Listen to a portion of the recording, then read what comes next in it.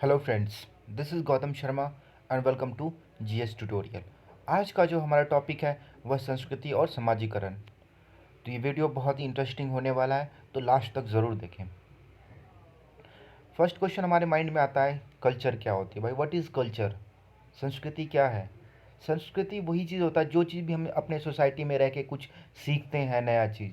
एक तो हमारे अंदर भी एक पहले से कुछ ना कुछ नॉलेज होता है, लेकिन जो एक्स्ट्रा कुछ सीखते हैं वो भी हमारा क्या कहलाएगा? कल्चर कहलाएगा। चाहे हमारे रहन सहन के तौर तरीके हो, या खाने पीने के तौर तरीके हो, या हमारी लैंग्वेजेस हो, या कोई हमारी टूल्स टेक्निक्स है, वो चीज़ क्या कहलाता है? कल्चर कहलाते हैं। सब कुछ, एवरीथिंग इन सोसाइटी, जो भी जो चीज़ हो रहा है वो क्या कहलाएगा? कल्चर कहलाएगा। चाहे हमारे रूल रेगुलेशन है, नॉर्म्स है, वैल्यूज़ है, ये सब क्या कहलाएंगे? कल्चर कहलाएंगे। तो इसको मीनिंग देख लेते हैं, कल्चर क्या होता है। Culture is the common understanding which learn and develop through social interaction with other in society. ये क्या होता है? एक तरह से कल्चर क्या होता है? एक तरह से हमारा कॉमन अंडरस्टैंडिंग होता है, जो हम क्या करते हैं, हम सीखते हैं। किससे सीखते हैं? सोशल इंटरेक्शन करके। वो किसके साथ सोशल इंटरेक्शन करते हैं? लोगों के साथ। चाहे हमारे उनके बातचीत कर रहे हैं, या कोई लैंग्वेज इंटरेक्शन हो रहा है, या उनके रहन रहन सहन के तौर तरीके के बारे में पता चल रहा है, या उनके स्टाइल के बारे में पता चल रहा है, या उनके नॉर्म्स वैल्यूज़ के बारे में पता चल रहा है। तो ये सब क्या कहलाएगा? हमारा भाई कल्चर कहलाएगा।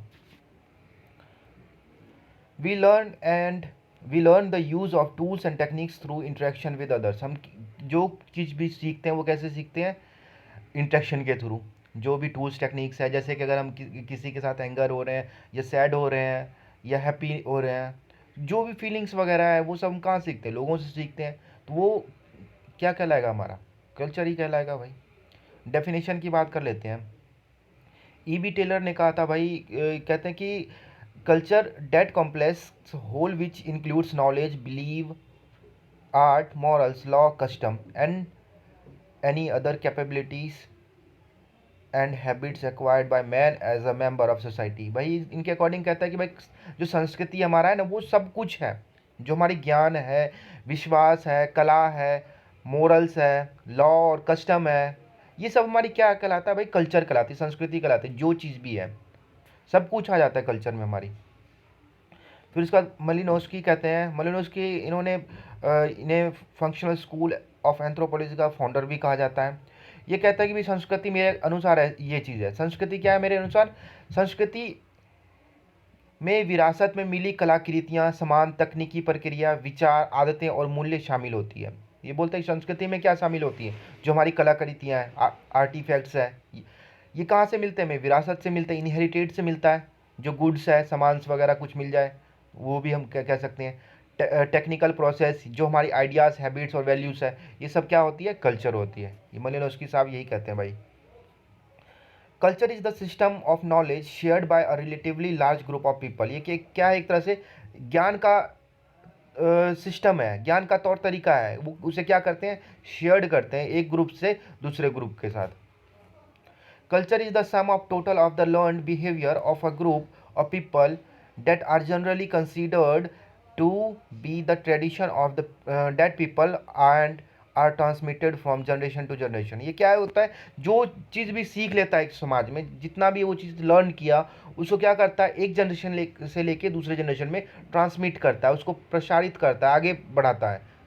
तो इससे हमें क्या पता चलता है भाई कि हमारी संस्कृति पहले के टाइम में ऐसी थी या वैसी थी? जैसे आपने कभी विलेज वगैरह में गए होंगे, या आपके दादा दादी होंगे, तो वो आपको पहले के टाइम की कहानियाँ सुनाते होंगे। तो वो हमें जो कहानियाँ सुना रहे हैं वो क्या कहलाएगा? हमारा कल्चर कहलाएगा कि पहले के टाइम में ऐसे होता होगा या ऐसा था। ये सब क्या है? हमारा संस्कृति है। अब इसकी विशेषता की बात कर रहे थे कि कल्चर की विशेषता क्या है। It is a way of thinking, feeling, believing. ये एक तरीका है हमारा सोचने का, समझने का और विश्वास करने का। ठीक है। थिंकिंग क्या होता है? जैसे कि हम सोचने लगते हैं कि भाई पहले के टाइम में ऐसा होता था, शायद होता होगा। या फीलिंग करते, ऑब्जर्व करते हैं कि क्या बात है भाई, कितना अच्छा हमारी ये संस्कृति है। या बिलीव, विश्वास कर लेते हैं भाई कि हमारी संस्कृति बहुत अच्छी है। तो ये एक तरह से वे है थिंकिंग, फीलिंग और बिलीविंग का। It is a way of life. ये जीने का हमारा तौर तरीका है कि भाई कि हमने कैसे लाइफ में जो हमारी लाइफ है सोसाइटी में, कैसे सर्वाइव करना है, कैसे हमारे रहन सहन होने चाहिए। ये क्या है? It is a way of life है। It is a transmit from generation to generation. जो हमारी कल्चर होती है ना, वो ट्रांसमिट होती रहती है जनरेशन टू जनरेशन। एक पीढ़ी से दूसरी पीढ़ी तक हमें जो कल्चर की नॉलेज है वो हमें पता चलते रहता है। इट इज़ लर्न बिहेवियर, ये हमारा एक तरह से सीखा हुआ व्यवहार है, हम सीख चुके होते हैं इसको, और इसमें कुछ नए एवरी टाइम हम क्या करते हैं, बदलाव लाते रहते हैं, चेंजेस लाते रहते हैं। It is a store house of pooled learning, एक तरह से एक बात करें ना, जो सीखा हुआ जो है वो उसका एक भंडार है, एक तरह से कुंड है ये संस्कृति। It is a complex phenomena, एक तरह से कॉम्प्लेक्स फिनोमिना है ये। It founts in every society, हमें हर एक सोसाइटी में देखने के लिए मिल जाता है। It is the collection of ideas, habits and custom etcetera, यही है भाई, इसमें हमें आइडियाज़ होते हैं, हैबिट्स होते हैं, और हमारी कस्टम वगैरह का कलेक्शन होता है। तो इसके थ्री डायमेंशन है कल्चर के, या एस्पेक्ट्स भी इसको बोल सकते हैं।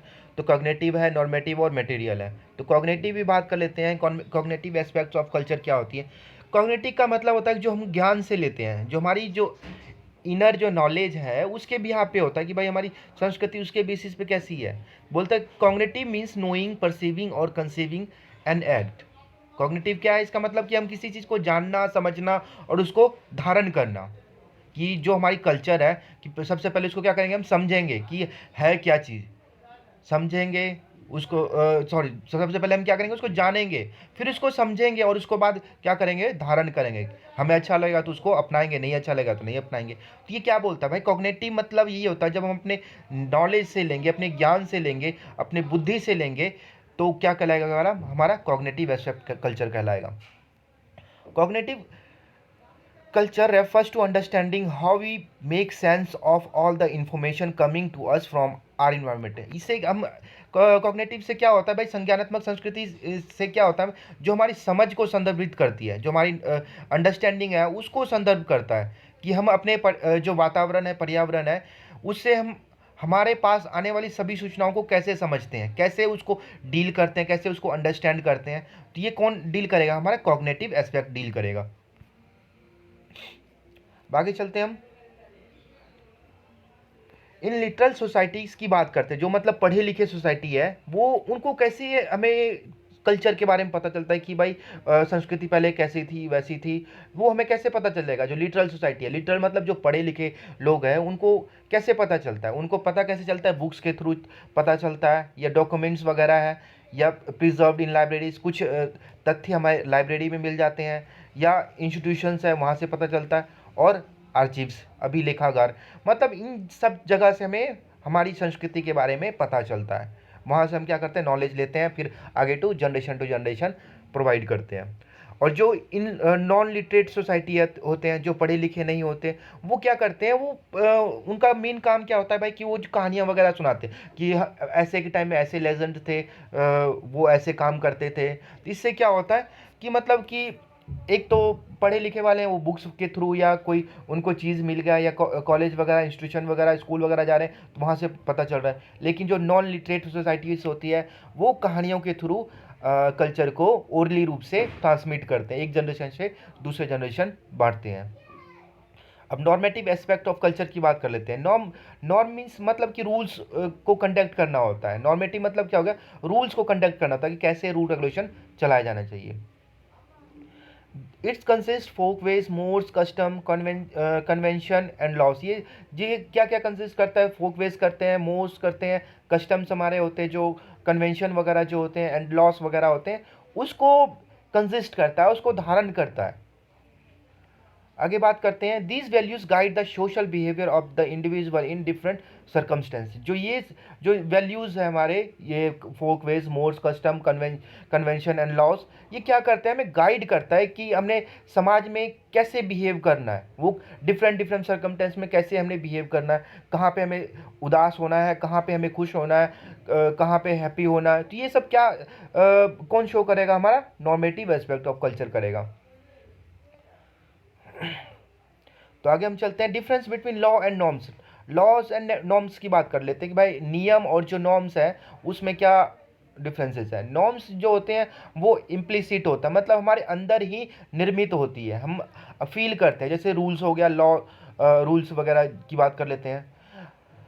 रूल को क्या करते हैं हम, उसको समझते हैं ना, फील करते हैं। लेकिन लॉ को क्या होता है, हम उसको समझते ही नहीं है, मतलब उसको फील नहीं करते, हमें पता चलता है कि ये लॉ हमारी नियम है, अगर हम ऐसा करेंगे तो वैसा हो सकता है। लॉस आर एक्सप्लिसिट, मतलब ये हमें पहले से फिक्स पता होता है कि भाई कि ये फिक्स्ड है, फिक्स्ड रूल है भाई कि ये काम करने पे मुझे ये पनिशमेंट मिल सकता है या रिवॉर्ड मिल सकता है। लेकिन नॉर्म्स क्या होता है, वो हमारे अंदर से फीलिंग्स होती है, हम उसको समझते हैं कि भाई ऐसा करेंगे तो वैसा हो सकता है, या कुछ भी समझ सकते हैं आप। तो इसको थोड़ा सा डिटेल में चल जाता है। एक्सप्लिसिट का मतलब होता है बीइंग अवेयर ऑफ रूल्स, मतलब कि हम जितने भी हमारे रूल्स है उससे क्या हो जाएंगे, अवेयर हो जाएंगे, उसको समझ लेंगे, जो हमारे कस्टम्स वगैरह हैं। Regulation with in the culture and learning this consciously, इसको क्या होता है कि जो हमारे कल्चर में जब रहते हैं तो हम इसको ऑटोमेटिकली ही सीख जाते हैं। और इम्प्लिसिट क्या होता है, फ्रिक्वेंटली होता है, ऑटोमेटिकली एट अ टाइम हो जाता है, अनरिकॉग्नाइज्ड बाय पीपल होता है, ये कोई रिकॉग्नाइज नहीं करता है, but that give direction of behaviour, लेकिन ये क्या करता है, एक व्यक्ति को सही दिशा निर्देश करता है कि भाई आपने क्या सही कर रहे हो, क्या गलत कर रहे हो।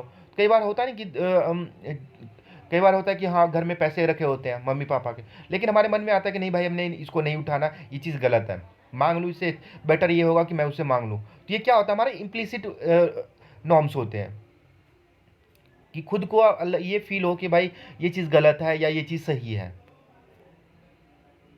Law is a formal sanction defined by government as a rule, एक तरह से जो लॉ है वो सरकार के द्वारा निर्धारित किया जाता है कि ये आपके नियम है, आपको इसे फॉलो करना ही पड़ेगा।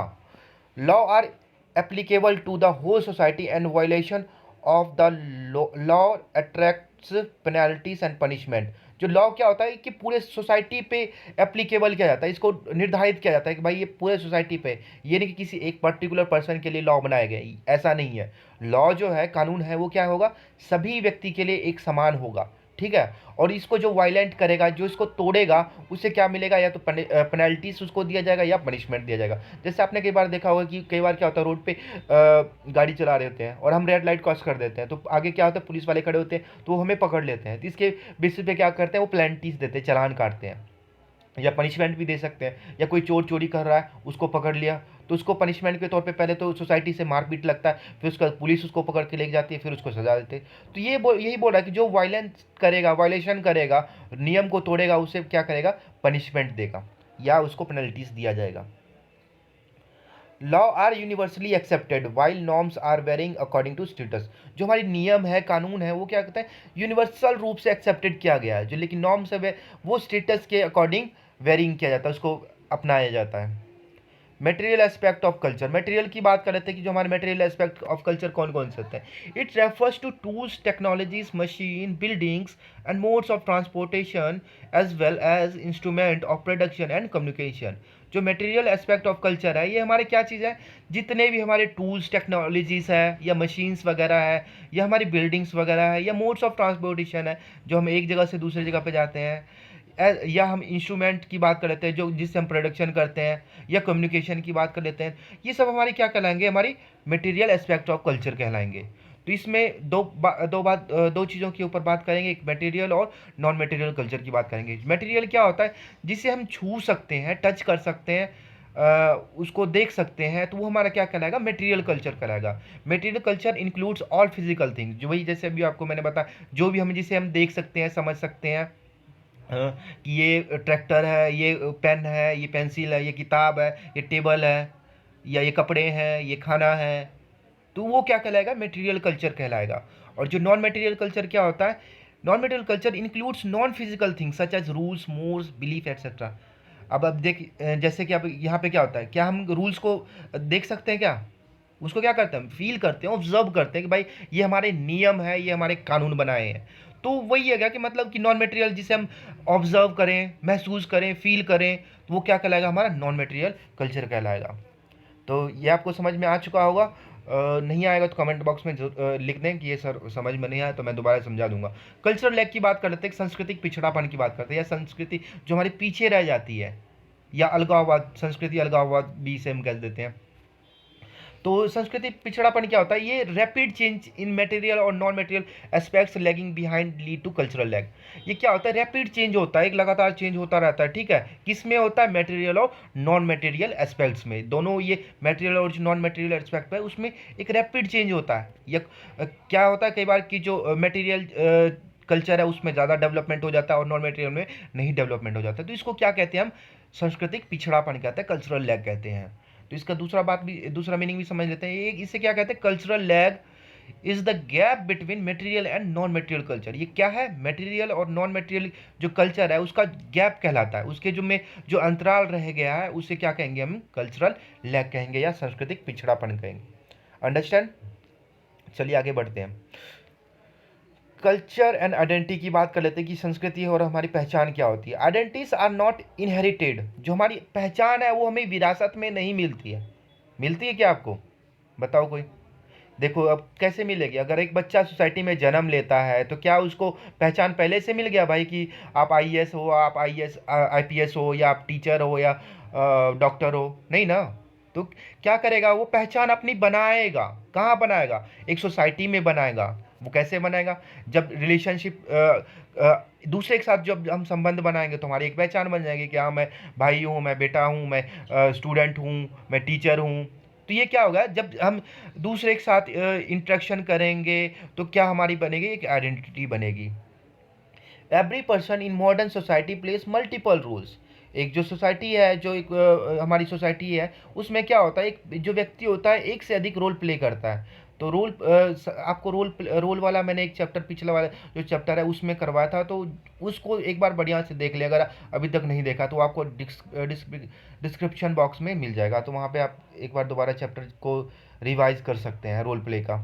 तो एक जो पर्सन होता है, एक विंडो होता है, उसका एक से अधिक रोल होता है। वो कैसे, जैसे एक मान लो एक लड़की है, लड़की किसी के लिए बहन है, किसी के लिए स्टूडेंट है, किसी के लिए वो बोल सकते हैं स्टूडेंट, किसी के लिए वो लड़की है, या किसी के लिए वो डॉटर है। तो मतलब एक का उसका एक से अधिक रोल हो सकता है, या वो उसकी एज 16 हो चुकी है, तो रोल वो मल्टीपल रोल एक सोसाइटी में कर सकता है। आगे बात करते हैं हम भाई, in culture there can many sub culture. अगर हम संस्कृति की बात करें, उस संस्कृति में उप संस्कृति भी बहुत ज़्यादा पाई जाती है, like that of the elite and working class youth. अगर इलाइट और वर्किंग क्लास यूथ की बात करें, एक तरह से भी यही है। Sub cultures are marked by style. जो सब कल्चर है वो किसकी बेसिस पे होता है, स्टाइल के बेसिस पे होता है, टेस्ट के बेसिस पे होता है, और एसोसिएशन के बेसिस पे होता है। अब सब कल्चर की थोड़ी बहुत और जानकारी चल लेते हैं भाई, उप संस्कृति होती क्या चीज़ है। सब culture is a cultural group with in a larger culture. ये कहाँ पे देखने के लिए मिलता है, हमें बहुत बड़े कल्चर के ग्रुप में, बहुत जो बड़े कल्चर होते हैं उनमें एक छोटा सा ग्रुप देखने के लिए मिलता है। ऑफन हैविंग बिलीफ और interest eight variance with those of the larger culture. अगर इनकी बात करें, जो बिलीफ होता है और इंटरेस्ट होता है वो लार्जर कल्चर के बेसिस पे हो सकता है, या उसके कुछ डिफरेंस हो सकता है। Particular subcultures are identifiable by their speech, dress code, preference of for particular kind of music, और the manner in which they interact with their group members. वो ये मतलब बोल रहा है कि जो पर्टिकुलर सब कल्चर होता है वो कैसे आइडेंटिफाई किया जाता है, देयर उनके स्पीच के द्वारा आइडेंटिफाई किया जाता है। ड्रेस कोड या प्रेफरेंस की बात कर लेते हैं, वो कैसा प्रेफरेंस कर रहे हैं, या पर्टिकुलर काइंड ऑफ म्यूजिक है, या उसके कैसे इंटरेक्शन हो रहा है, उसके बिहार पे हम बता सकते हैं कि भाई ये सब कल्चर है, उप संस्कृति है, या उनकी पहचान कर सकते हैं।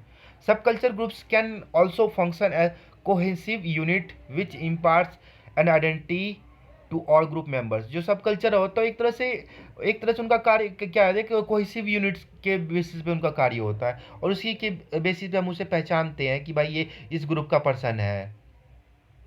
जैसे हम कहते हैं ये स्पोर्ट्स क्लब है, ये क्रिकेट एसोसिएशन क्लब है, या हॉकी एसोसिएशन क्लब है, तो ये भी हमारे सब कल्चर का हिस्सा होता है।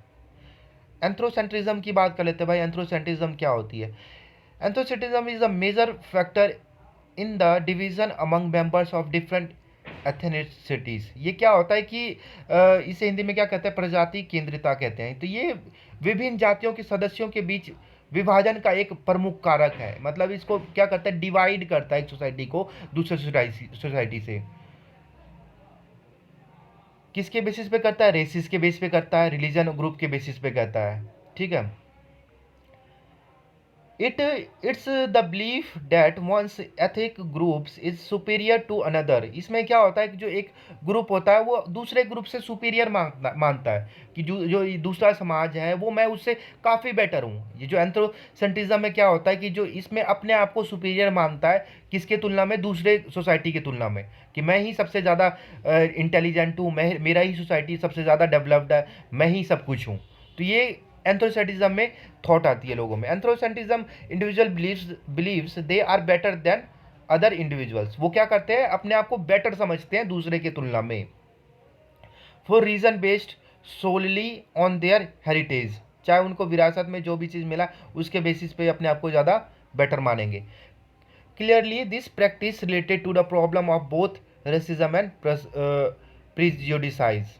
इससे क्या होता है कि मतलब जो हमारी नस्लवाद है या पूर्वाग्रह दोनों की समस्याओं से संबंधित हो सकते हैं। इस ये प्रॉब्लम एक तरह से ला जाता है कि भाई तुम ये छोटे हो हम बड़े हैं, तो ये एंथ्रोसेंट्रिज्म में आ जाता है। ये जैसे कि यहाँ पे एक डायग्राम में दिया गया कि your culture is not good, my culture is best one in the world. वही जैसे मैंने आपको क्या बताया कि अपने आप को यहाँ पे क्या माना जाएगा, सुपीरियर माना जाएगा, सबसे श्रेष्ठ माना जाएगा कि मेरा जो संस्कृति है वो सबसे उत्तम है और स्वच्छ है। कॉस्मोपॉलिटिनिज्म की बात करते हैं, महानगरीय संस्कृति क्या होती है, ये उसके अपोजिट होता है, एंथ्रोसिटिज्म के जो टोटली अपोजिट होता है। Cosmopolitanism is the idea that all humans being are or could or should be member of single community. इसमें क्या होता है कि जितने भी यहाँ पे एक तरह से विचार है एक ह्यूमन बीइंग का, वो क्या होता है कि अपने आप को एक सिंगल कम्युनिटी का हिस्सा मानते हैं कि एक जो समुदाय है उसका मैं भी हिस्सा हूँ, मैं भी उसी में से हूँ। A modern society appreciate cultural differences. अगर आज की समाज की बात करें, वो सांस्कृतिक विभिन्नता हमें देखने के लिए मिल जाता है। In a global world communication are reduce distance between culture. जो आजकल के टाइम में क्या हो रहा है कि जो कम्युनिकेशन है वो क्या हो रहा है, धीरे धीरे रिड्यूस हो रहा है डिस्टेंस बिटवीन कल्चर के बेसिस पे। Cosmopolitan outlooks allow to enrich ones on culture. इसमें क्या होता है कि सबके लिए एक ही कल्चर की बात करता है, कि पूरे वर्ल्ड की बात कर लें तो वो एक सबके लिए एक ही कल्चर है, एक ही संस्कृति है, एक ही लोग हैं, एक ही व्यक्ति है, एक ही समुदाय है, एक ही समाज है। यहाँ पे किसी को अलग नहीं मान रहा है, सब एक समान है। कल्चरल चेंज, अब संस्कृति में परिवर्तन क्या कैसे आता है। अगर एक टर्म है कि परिवर्तन ही संसार का नियम है। जो चेंज है वो ऑलवेज होता रहता है, चाहे वो स्लो हो या तेजी से हो। तो cultural change is the way in which societies change their pattern of culture. जो सांस्कृतिक परिवर्तन क्या है, एक तरह से तरीका है एक समाज का जो कि उसके पैटर्न में चेंजेस लाता है, उनकी जो संस्कृति में कुछ बदलाव लाते हैं। Sources of change can be internal and external. जो इसका परिवर्तन है वो आंतरिक और बाहरी रूप से दोनों तरफ से देखने के लिए मिल सकता है।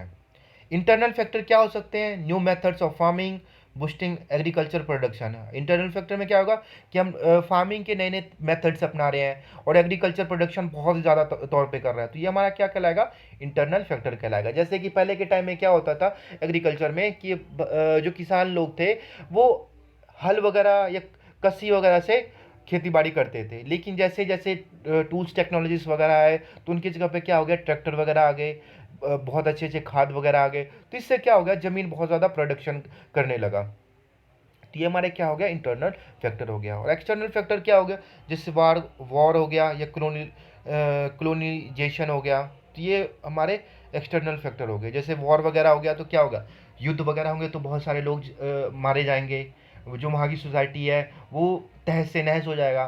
तो हमें कल्चर में चेंजेस देखने के लिए मिलेगा कि नहीं मिलेगा, मिलेगा भाई, क्यों नहीं मिलेगा। अगर लोग मारे जा रहे हैं या वहाँ की जो बनावट है, स्ट्रक्चर है, उसमें चेंजेस आ रहा है, तो ऑटोमेटिकली उस संस्कृति में भी परिवर्तन आएगा।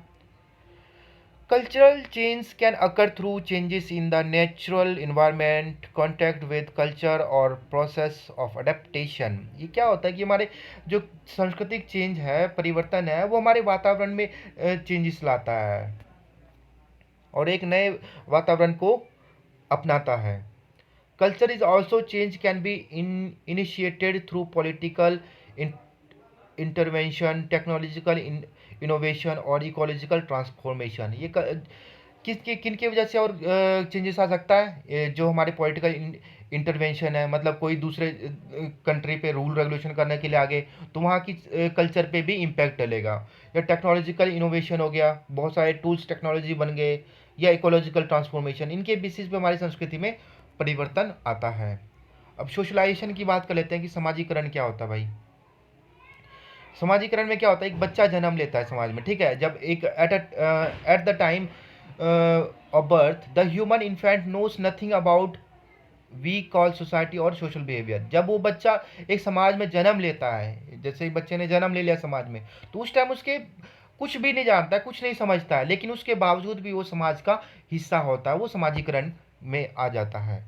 सोशलाइजेशन की बात कर लेते हैं। एक न्यू बॉर्न बेबी है, ठीक है, वो जन्म लेता है, तो कहाँ पहुंच गया, समाज में पहुंच गया, ठीक है, वो तो समाज का हिस्सा बन गया। अब सोशलाइजेशन की बात कर लेते, क्या होता है, it is a process by which we become human social being. एक तरह से क्या है, एक तरह से प्रक्रिया है जिसको द्वारा हम क्या होते हैं, एक सामाजिक प्राणी बनते हैं एक, ठीक है। It is the process by which a child gradually become aware about himself. इससे क्या होता है कि जो एक बच्चा होता है वो अपने बारे में समझता है, and turns in to a person with different knowledge and skill. अब उसके बाद क्या होता है, अब पहले तो क्या होगा, वो अपने बारे में समझेगा कि मैं क्या हूँ, मैं कौन हूँ। धीरे धीरे क्या होगा, वो अपने ज्ञान के बारे में और जो उसकी स्किल्स है, कौशल है, उसको बदलेगा। चाहे उसको जो अलग अलग कौशल होते हैं, जो स्किल्स होते हैं, चाहे किसी को टीचिंग स्किल है, किसी को डॉक्टर का स्किल है, या किसी को लड़ने का स्किल है, या किसी को बातचीत करने का स्किल है, तो वो यूज़ करेगा। तो कहाँ से करेगा, वो सोसाइटी में आके करेगा। अब ये जो बात कर लेते हैं, सोशलाइजेशन की बात कर लेते हैं कि सोशलाइजेशन में क्या होता है कि ये किन कौन कौन इनको इम्पैक्ट डालता है, जैसे फैमिली हो गया, पीयर ग्रुप हो गया, रिलीजन हो गया, स्कूल हो गया। तो ये यहाँ पे अपने नॉलेज को इंट्रैक्शन करता है भाई, यहाँ यहाँ से वो कुछ सीखता है। सोशलाइजेशन की बात करते हैं, ये एक तरह से लाइफ लॉन्ग प्रोसेस है, जीवन पर्यंत चलता रहता है। जब से वो उसका जन्म लेगा बच्चा, तो उसके मरने तक भी समाजीकरण चलता रहेगा। Without socialisation an individual would not behave like a human being. अगर समाजीकरण नहीं होता है तो एक जो व्यक्तित्व होता है, व्यक्तिगत होता है, वो ह्यूमन बींग की तरह बिहेव नहीं कर पाएगा। क्यों नहीं कर पाएगा, क्योंकि अगर उसको समाज ही नहीं मिलेगा, फैमिली नहीं मिलेगा, स्कूल नहीं मिलेगा, रिलीजन नहीं मिलेगा, या पीयर ग्रुप नहीं मिलेगा, तो वो एक तरह से जानवर के समान कहलाएगा। क्योंकि एक जो जानवर होता है, एनिमल बींग्स होता है, उनको समझने की उतनी शक्ति नहीं होती है, या दूसरे के साथ कैसे इंटरेक्शन करना है वो उनको पता नहीं चलता है, या अपने जो उनकी संस्कृति है वो एक दूसरे अपने आने वाले जनरेशन को नहीं बता पाएगा। तो इसीलिए जो संस्कृतिकरण है वो क्या किस में आता है, सोशलाइजेशन में आता है। क्योंकि जो सोशलाइजेशन होता है वो ज़रूरी है एक इंडिविजुअल के लिए, एक मानव बनाने के लिए।